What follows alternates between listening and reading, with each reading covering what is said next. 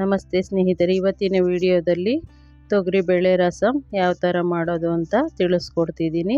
ಮೊದಲಿಗೆ ಒಂದು ಕುಕ್ಕರ್ಗೆ ನಾನು ಒಂದು ಅರ್ಧ ಬೌಲಷ್ಟು ತೊಗರಿಬೇಳೆನ ತೊಳೆದು ಸೇರಿಸ್ಕೊಳ್ತೀನಿ.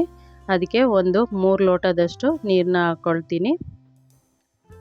ಆನಂತರ 2 ಟೊಮೊಟೊನ 4 ಭಾಗ ಮಾಡಿ ಸೇರಿಸ್ಕೊಂಡು, ಹಾಗೆಯೇ ಕರಿಬೇವು ಸೊಪ್ಪು, 6 ಹಸಿಮೆಣಸಿನ್ಕಾಯಿನೂ ಸೇರಿಸ್ಕೊಳ್ತೀನಿ.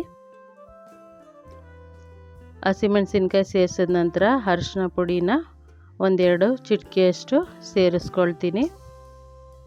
ಆನಂತರ ಇದಕ್ಕೆ ನಾನು 1/4 ಸ್ಪೂನಷ್ಟು ಮೆಂತ್ಯ ಕಾಳನ್ನ ಸೇರಿಸ್ಕೊಳ್ತೀನಿ.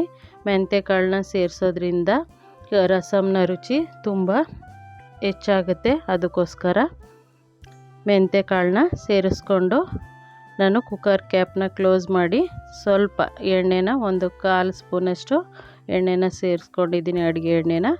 ಆನಂತರ ಕ್ಯಾಪ್ನ ಕ್ಲೋಸ್ ಮಾಡಿ 3 ವಿಸಿಲು ಕೂಗಿಸ್ಕೊಳ್ತೀನಿ. ಕೂಗಿಸ್ಕೊಂಡ ನಂತರ ಇದನ್ನು ನಾನು ಸೋಟಲ್ಲಾಗಲಿ ಅಥವಾ ಸ್ಮ್ಯಾಶರಲ್ಲಿ ಚೆನ್ನಾಗಿ ಸ್ಮ್ಯಾಶ್ ಮಾಡ್ಕೊಳ್ತೀನಿ. ಈ ರೀತಿ ಬೇಳೆ ಬೆಂದಿರುತ್ತೆ. ಇನ್ನೊಂದು ಸ್ವಲ್ಪ ಈ ರೀತಿ ಮಾಡ್ಕೊಳ್ಳೋದ್ರಿಂದ ಗಟ್ಟಿಗೆ ರಸಮು ಚೆನ್ನಾಗಾಗುತ್ತೆ, ಬೇಳೆ ನೀಟಾಗಿ ಸ್ಮ್ಯಾಶ್ ಆಗುತ್ತೆ. ಆನಂತರ ಇದಕ್ಕೆ ಸ್ವಲ್ಪ ನೀರನ್ನ ಸೇರಿಸ್ಕೊಳ್ತೀನಿ. ನಮಗೆ ಎಷ್ಟು ನೀರಂಗೆ ಬೇಕೋ ಅಷ್ಟು ನೀರನ್ನ ಸೇರಿಸ್ಕೊಂಡು, ಆನಂತರ ನಾನು ಒಂದು ನಿಂಬೆ ಹಣ್ಣಿನ ಗಾತ್ರದಷ್ಟು ಹುಣಸೆ ಹಣ್ಣನ್ನ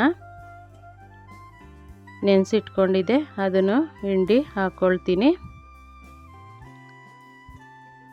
ಆನಂತರ ಇದಕ್ಕೆ ಅಚ್ಕಾರದ ಪುಡಿ ರುಚಿಗೆ ಎಷ್ಟು ಬೇಕೋ ಅಷ್ಟು, ನಾನಿಲ್ಲಿ 1/4 ಟೀ ಸ್ಪೂನಷ್ಟು ಹಾಕ್ಕೊಂಡಿದ್ದೀನಿ. ಹಾಗೆ ಜೀರಿಗೆ ಪುಡಿ, ಹಾಗೆ ಮೆಣಸಿನ ಪುಡಿ 3ನೂ ಸೇರಿಸ್ಕೊಳ್ತೀನಿ. ಸೇರಿಸ್ಕೊಂಡ ನಂತರ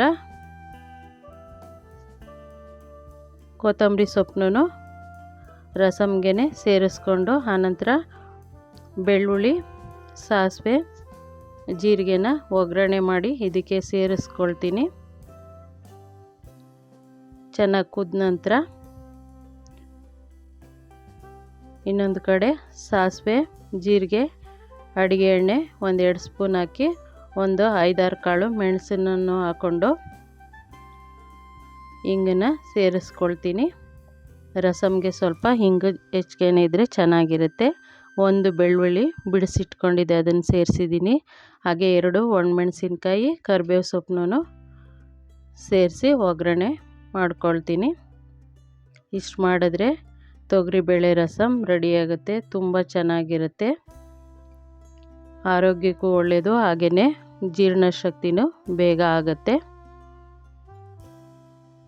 ಈ ಮೆಥಡಲ್ಲಿ ಒಂದು ಸರಿ ಟ್ರೈ ಮಾಡಿ, ಹೇಗೆ ಬಂತು ಅಂತ ತಿಳಿಸಿ. ಒಗ್ಗರಣೆನ ನಾನಿಲ್ಲಿ ರಸಮ್ಗೆ ಸೇರಿಸ್ಕೊಳ್ತೀನಿ.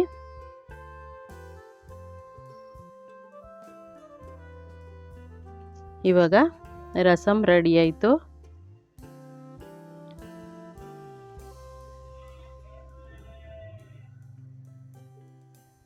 ಈ ವಿಡಿಯೋನ ಫ್ರೆಂಡ್ಸ್ಗಳಿಗೆ ಶೇರ್ ಮಾಡಿ, ಹೆಚ್ಚಾಗಿ ಕಮೆಂಟ್ಗಳನ್ನ ಹಾಕಿ. ಹಾಗೆ ಮೊದಲನೇ ಬಾರಿಗೆ ನಮ್ಮ ಚಾನಲ್ನ ನೋಡ್ತಾ ಇದ್ದರೆ ಪ್ಲೀಸ್ ಸಬ್ಸ್ಕ್ರೈಬ್ ಮಾಡಿಕೊಂಡು ನೋಡಿ. ಧನ್ಯವಾದಗಳು.